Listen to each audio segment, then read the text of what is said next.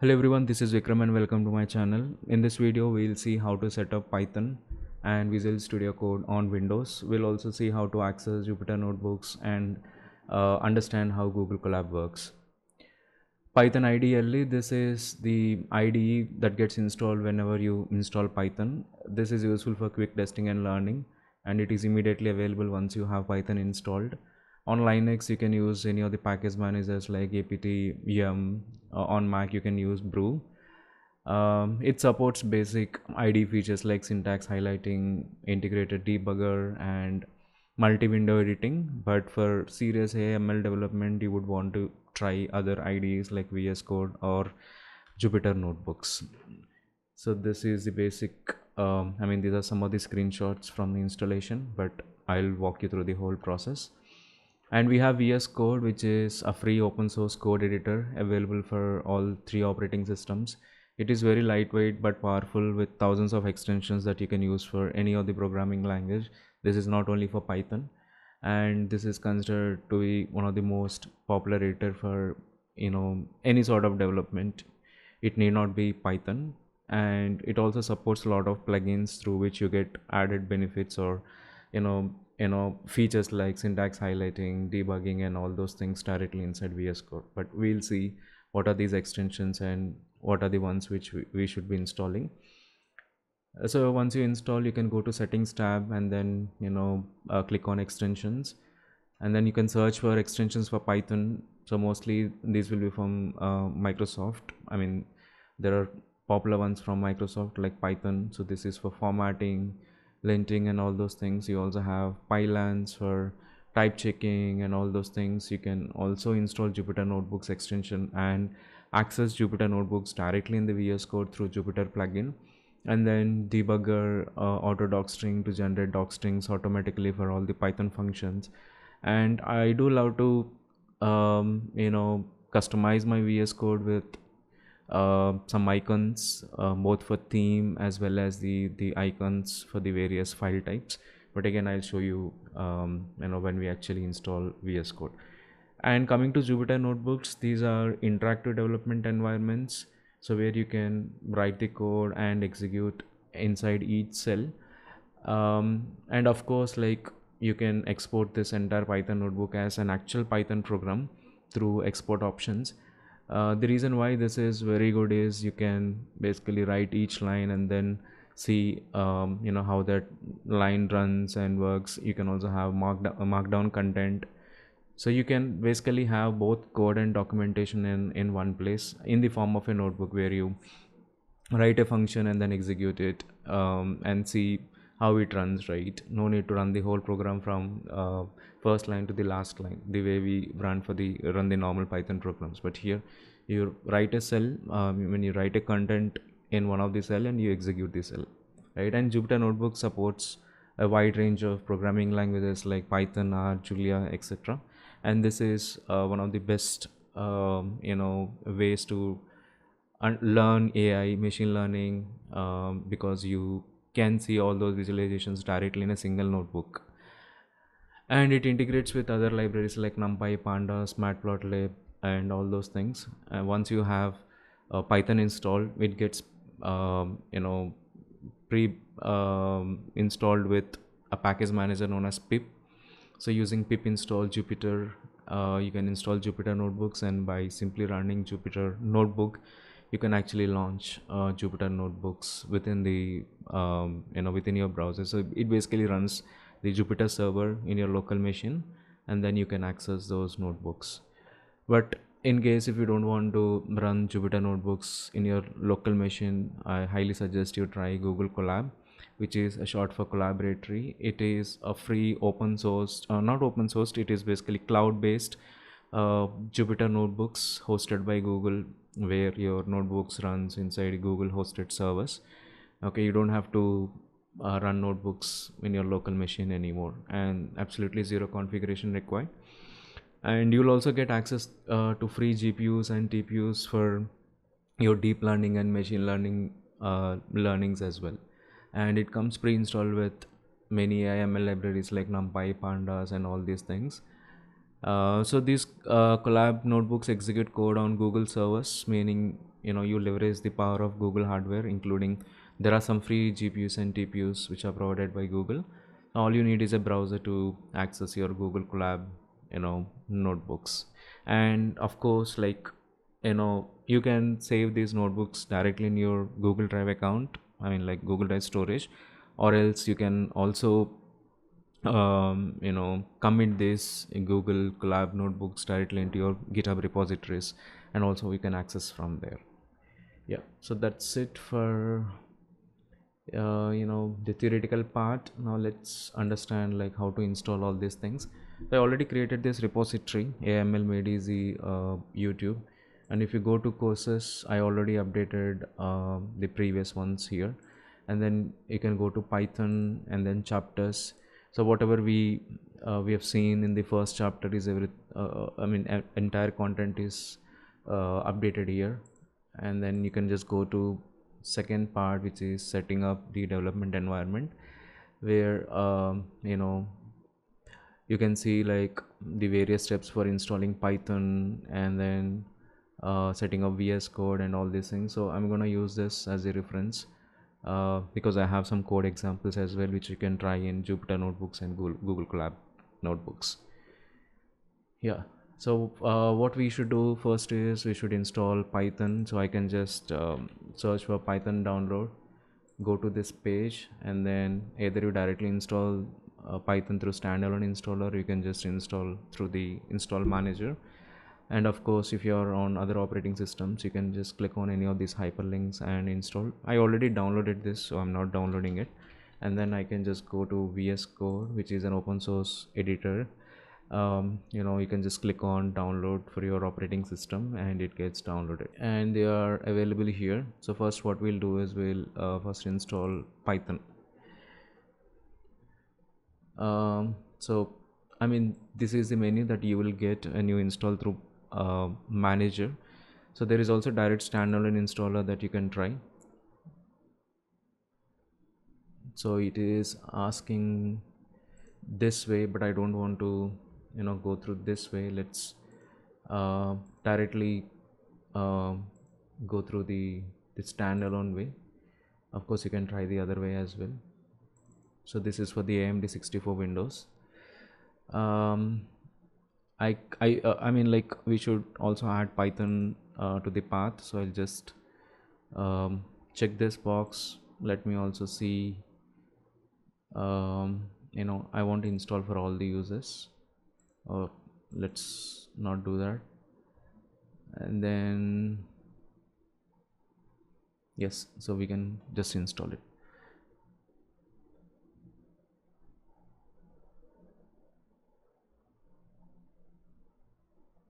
And the instructions for Linux and Mac are already provided in the README document that I already committed to this particular repository.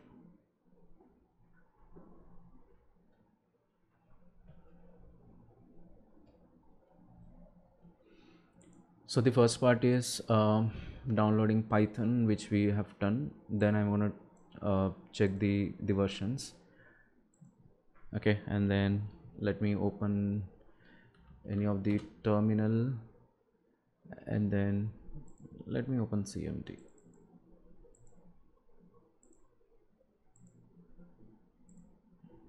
So I can say Python -- version, and then 3.14, which is the latest one.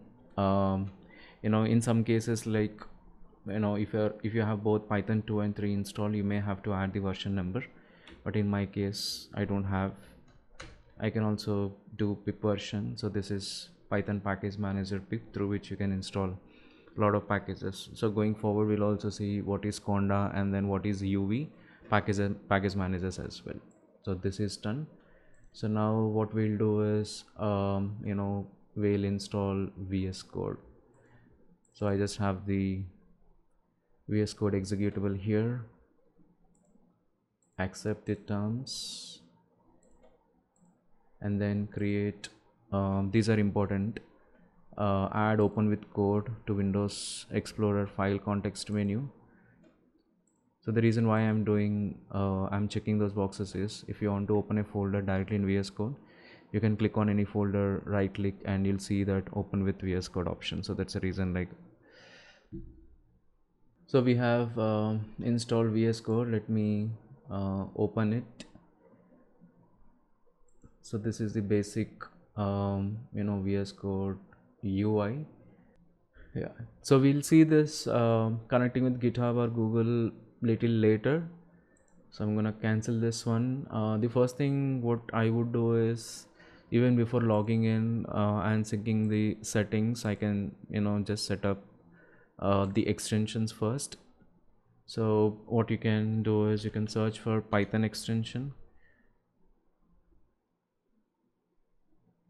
and then install this extension. This one also, even this is getting installed. So all these are getting installed automatically. I can also install AutoDocString. So there are other extensions that we can also try, like automatic code generation and all those things, but we'll see them little later. We can also try Markdown preview in case if you want to view the Markdown files directly. So there are a lot of them.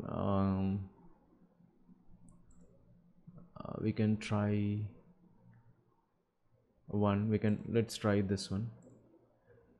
And then the other things that I usually try is having the dark theme.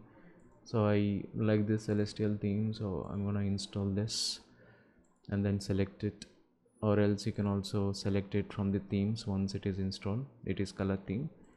And then I also like this great VS Code icons theme. I'll explain like why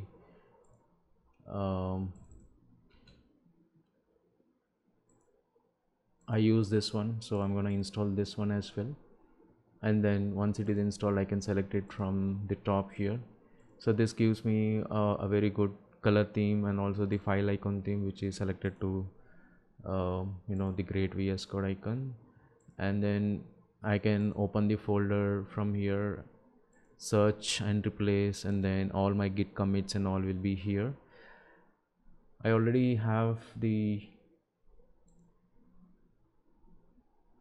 this repository already cloned locally, so I'm gonna go to this folder and then right click anywhere so that the entire folder gets opened in the VS Code.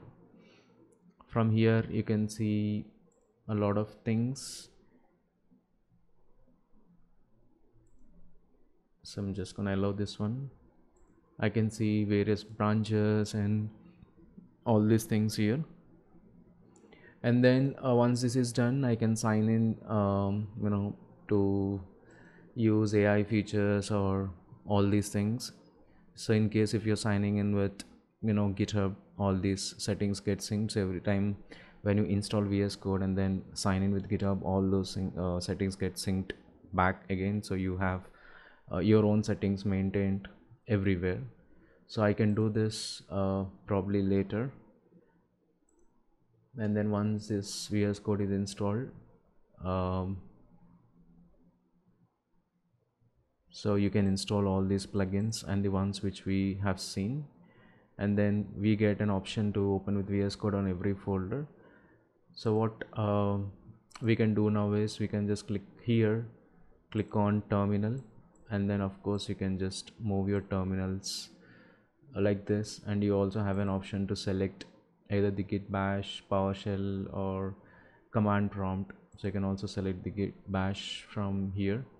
So this is my G shell that is configured with a lot of themes and all, but you won't be seeing this one. You will see a very basic bash prompt, and you will also you won't also see the auto completions and all those things. So directly I can run my shell commands here, like Python version and then pip version. So this is how you just validate Python is installed and VS Code is installed or not. Yeah, and the courses you can see here I have chapters, and then there is a readme file for this chapter. So you can just click on this readme and open preview, so to see the rendered markdown file directly in the VS Code, in case if you have that extension installed. So once you have this, the next thing that we would try is Python notebooks. But even before that, let me show you how to run a very basic Python script. So I have in chapter 1 a very basic Python program that will just print a series of statements, and then whatever you're seeing here within the triple quotes here, it's just a comment, or you can say it is a multi-line comment or a doc string. Okay. So the way we execute a .py file, that is the Python file, is let me just go to the path, that is chapter 1, and then sorry, it should be cd and then ls minus l. So I have examples.py, that is the Python file.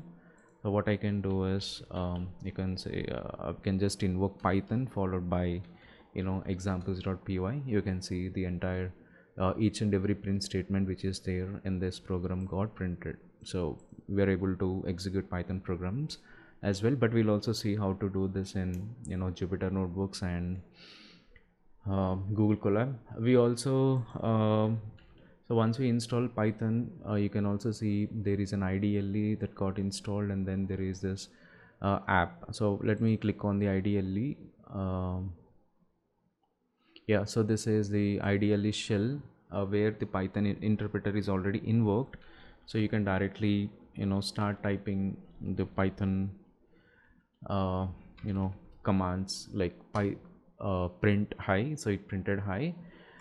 Basically this is an interactive shell. For every statement, if you press enter, it gets executed, and the the response is printed, or the output of print function is displayed. But I will not use that one. So either we use Jupyter Notebooks for testing each and every line of the Python code, and once that is done, I can export it as a complete Python file where I can run the complete program at once. Okay, so once this is done, we'll see what are how to access Jupyter Notebooks. As I already said, Jupyter Notebooks are interactive Python notebooks. The way you install is by running pip install Jupyter, and Jupyter Lab is the more modern version, so I would highly recommend going with Jupyter Lab.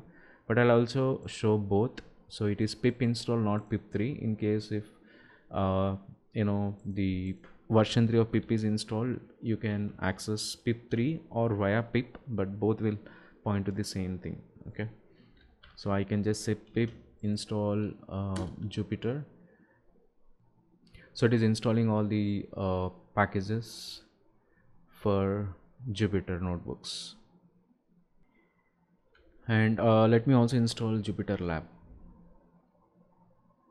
Yeah, so the new version of Jupyter Lab is also installed. The way we access the Jupyter Notebook or Lab is by running Jupyter Notebook for notebooks, and for Lab it is Lab. So let me just open any terminal and run this Jupyter space notebook command. So it is going to start the Jupyter server, and automatically the web page gets opened on localhost 8888, and this opens the current path.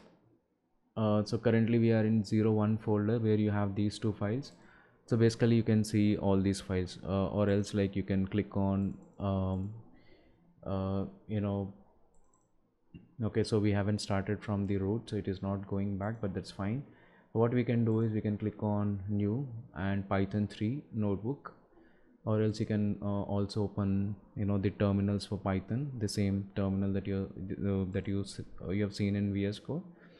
You can also create a new notebook by clicking on the new notebook. But you can also see there is also this Jupyter Lab which you can use. So both the options are pretty much similar. There is no changes other than the UI level change. So I'm gonna quickly close these two and stop the server by pressing Control C, and whatever you created in the the web, so I just deleted it.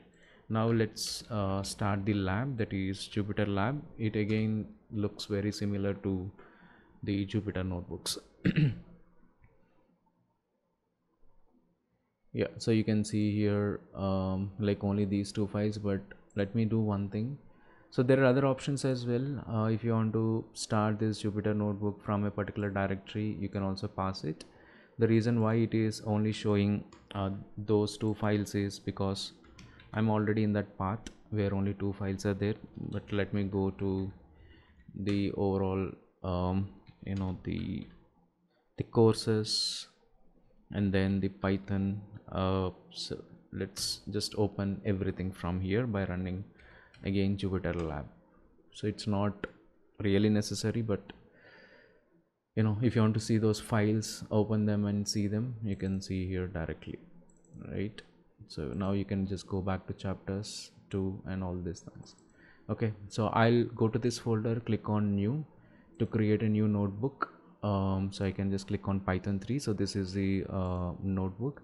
So I can just use file menu to rename this notebook as something like probably test.ipynb. This is interactive Python notebook, that is ipynb. Okay, so I can create folders and do all these things directly from here. And then we are running Python kernel here, and yeah, so this is the overall look and feel of Jupyter Notebook. So I can just use edit menu to copy paste cells. So whatever you're seeing, all these are cells. You can merge together cells, split cells, add new cells or remove new cells, and then you can run each cell, so which basically runs your Python code. And then you can restart the kernel in case if Python code is stuck in some infinite loop. You can basically interrupt that kernel, so it will stop the entire kernel process. So you can just fix your code and rerun it. Okay, so what I'll do first is, even before explaining what are these cells and all, I can simply write a Python program, and then I can simply click on this one here, run this cell, so it will directly print. So this is the advantage of the interactive Python notebooks, where you can test each and every line by seeing the response directly here, right? I can say a equal to 2, and for running there are some short commands as well, and I can just do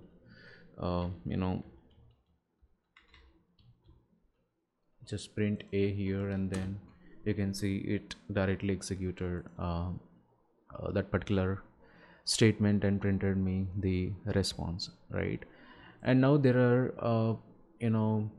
types of cells. Okay, so you can see the various commands, like control S will save your notebook, and then you can also export your notebook. For example, this is a ipynb nb file, right? You can also see in the file system. So it is a test ip ynb file interactive, but I want to download this as a pure Python file, right? You can just go and export it as an executable script, or a lot of things, right? You can use any of these to or else you can also save it with a different name, that is also there, right? Yeah, so now there are two types of cells. There are documentation kind of cells, and then there is a code cells. So code cell is something like you have code in it, right? And once you have code in it, there are many ways to execute it. So I can just click this run symbol here, which will just run and create a new cell for you. Or otherwise, let me delete this new one. Otherwise I can simply press shift and enter. It will run and go to the next cell, right? And then I can just type this one, and I can also use alt to do the same thing. But if I'm using control plus enter, so it is running that cell, but it is not going to the other cell. In case if I have to repeatedly run this one, I can also do that, right? So these are the various commands. Okay, so you can just basically go through this and understand. So what I'll do is I'll just copy this one and show you one of the advantage of this one, right? Okay, so there is no module found error. So what I'll do is I'll try to install this one, but you don't have to understand this as of now. In case if there are some commands that you wanted to run which are not Python, which are like shell commands, you can use exclamation and then run that command. Import is not okay, so sorry, I have to do pip install pandas. So this is how we install various packages using pip. So you can see what it is trying. So it is basically executing this one.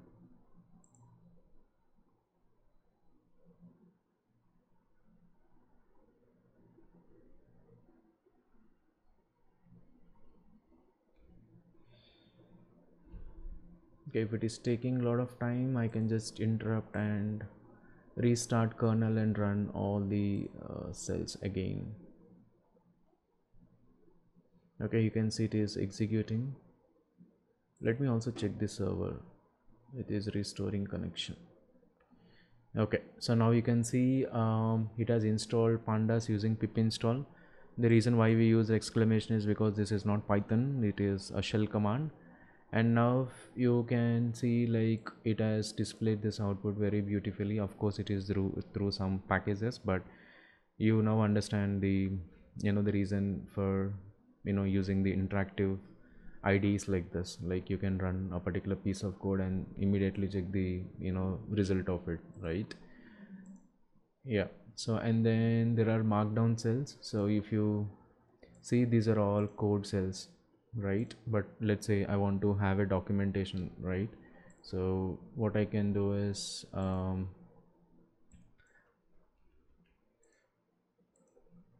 I can convert this as markdown cell, so which will basically used for documentation, right? I can use all markdown tags. This is my first Python program or something like this, right? So this is markdown, right?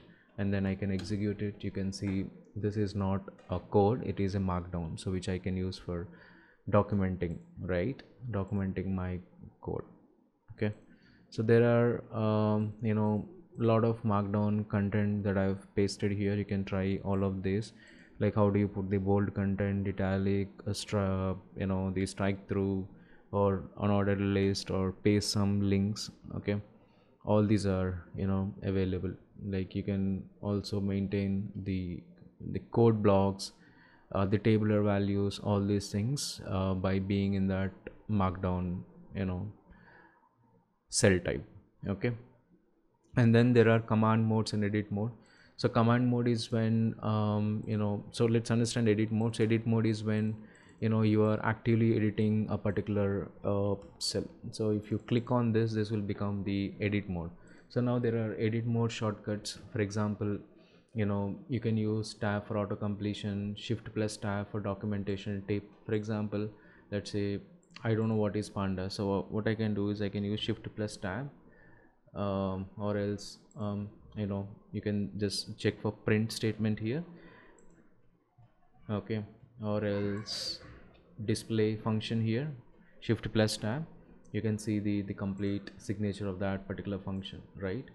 And once in edit mode, let's say you want to undo some changes or you know lot of things, right? Indent, didn't, all these commands you can try in the edit mode.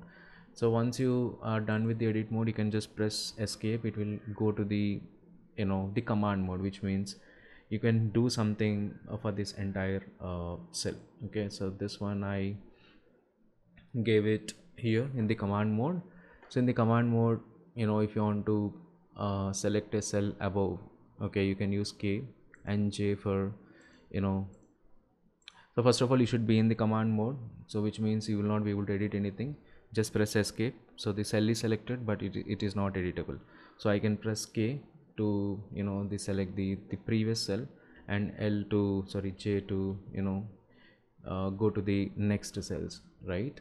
And then there are other ones, like if you want to add a cell above, it is A, below it is B. For example, I'm here in the second cell, I want to add a new cell on the top, on the above, so I can press A here, or else I can press B to create one below that one. So there are other shortcuts as well. You can refer this particular documentation to understand all these things. Okay, so now coming to other types of things that Jupyter Notebook supports is the magic commands. So magic commands are special commands that are used for Jupyter. They are not valid for Python. Okay, for example, percentage time result, so it will calculate the the total time taken for statement execution. Okay, and then this is interesting, so let me run this one. Again, these are all related to Python Jupyter Notebooks. So I have two variables, so using percentage whose, I can get detailed information of the variables, their types and values, and then I can find what all variables are, what all integers are available, what all strings are there, what all list types of variables are defined in my whole program. I can simply press control enter or shift enter to run it. You can see whose isn't okay. So let me do one thing, let me delete the previous cells, and then let me restart and run all the cells again.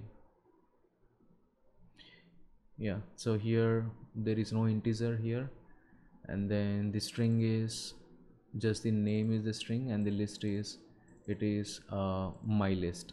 Okay, so this whose or who may not work in all the kernels. Okay, again, this is just a magic command which is only valid for Jupyter Notebooks. We don't have to worry about anything.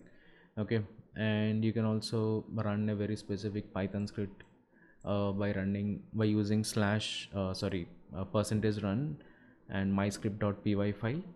Okay, so the usual way to run a Python file is by running Python followed by the name of the script, but in this one you can also, in Jupyter Notebook, you can use the percentage run. There is also percentage load. Okay, so let's say you want to load an entire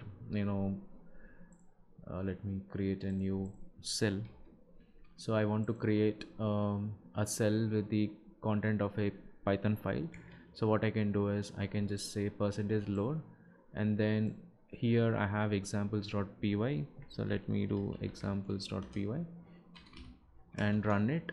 So you can see the whole examples.py file is pasted, just like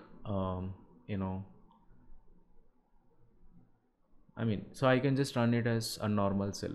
Okay, yeah, so this one, and then other things. Okay, you can just go through them, and then there are shell commands in Jupyter. In case if you want to run any shell commands, you can just use percentage and run any sort of shell command. Okay, otherwise it will be all Python. Okay, and then there is this examples.py file. There is one more py file that I created for the second one, which is there are a lot of import statements, and you can see it's all based on variables and the print statements. I'm not gonna explain this one as of now. Okay, so let's stop the Jupyter Notebooks because we are done with this one, and then what I'll do is I'll go to the second chapter and try to run this example.py file.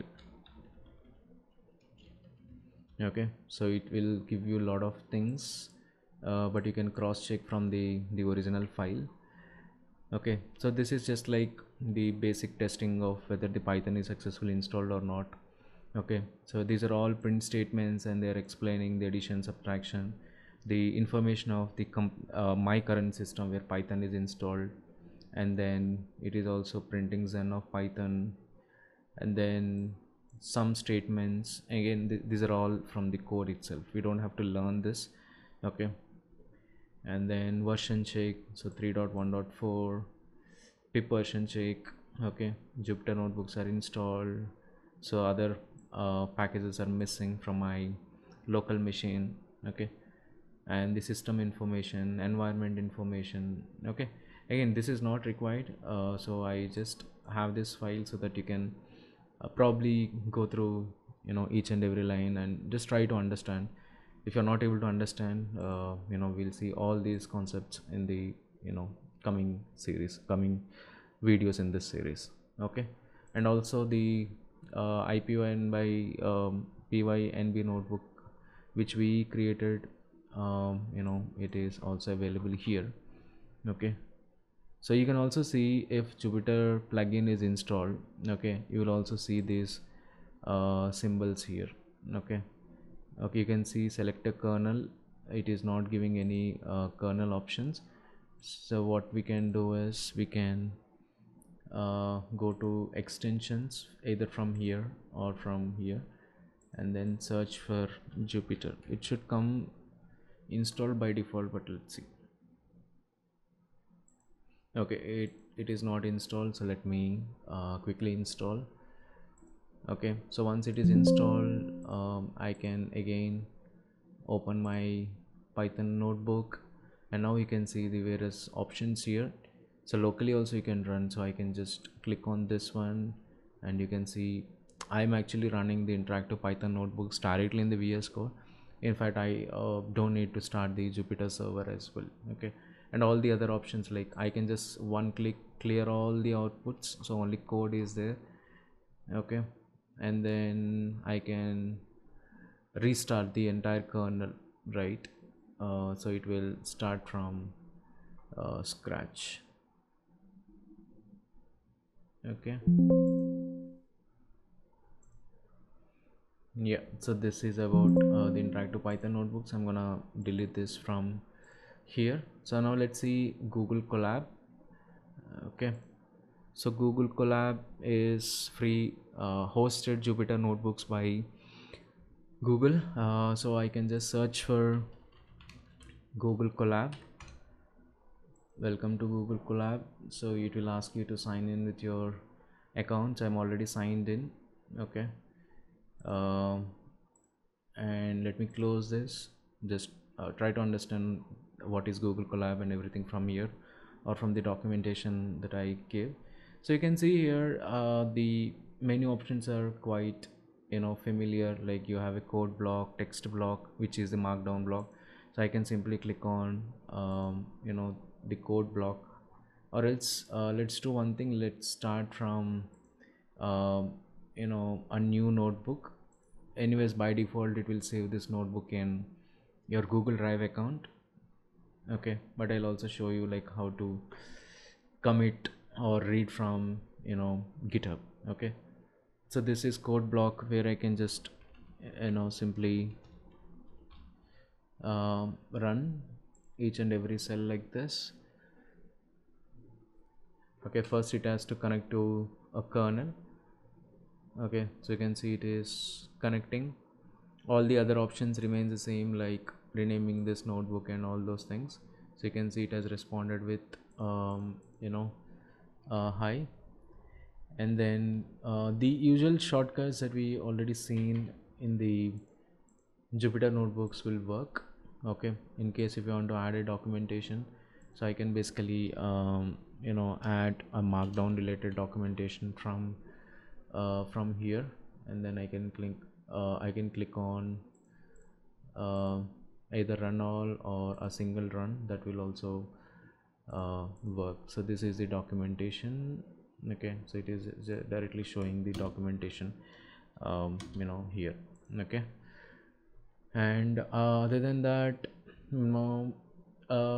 most of the times, like you will be having this interactive Python notebooks directly in the GitHub repository.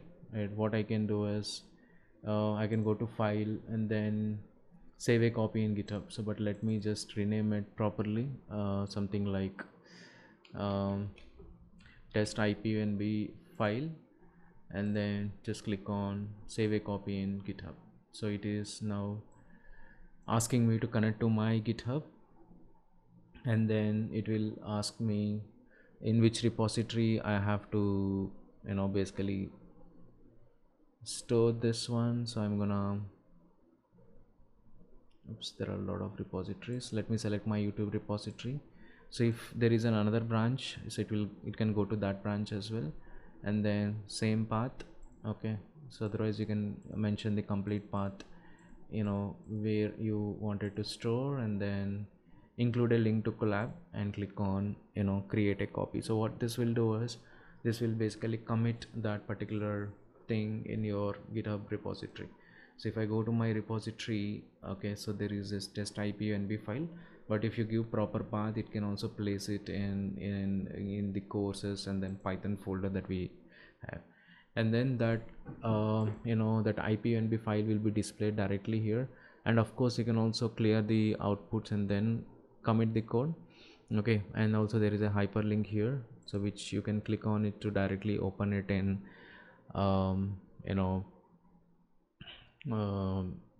the Google Colab. Okay, and I can also start typing here. So you can see this notebook was not authored by Google. This notebook is being loaded from GitHub and all those security related things. Okay, so it is still connecting to Python 3 kernel, and then it will give you the response, right? Okay, and then once you click on save, so it will be automatically saved to your GitHub repository, not in Google Drive. And other things like runtime, restarting the kernel, all these things are quite common from Jupyter. And what else? Yeah, so you can basically load a particular drive into Google Colab from Google Drive by running this statement here, and then the usual magic commands and other commands to install various other dependencies. Either using exclamation or using percentage are also here. Of course you can just go through this and understand. Okay, and also in Google Colab we have an option to store the API keys or some sort of secret information, which you can directly use in the notebooks without hard coding this or reading the secret from somewhere else, right? Yeah, as we yeah, so there are some certain examples that you can also try from your own end. So I pasted everything in this particular readme document, which you can try in VS Code or in Google Colab notebooks. And last thing is, we already discussed about free GPUs and TPUs provided by Google Colab. The way you can access is you can just click on change runtime, and if you want to use the GPUs, so the T4 GPU is free, and then V5E1 TPU is also free. Okay, so you can use for all the machine learning and deep learning, the exercises that we're gonna see later by utilizing the free GPUs and TPUs. Okay, so that's it for this video. In the next video we'll talk more about some of the basics of Python, like variables and all those things. Thank you, and I'll see you in the next one.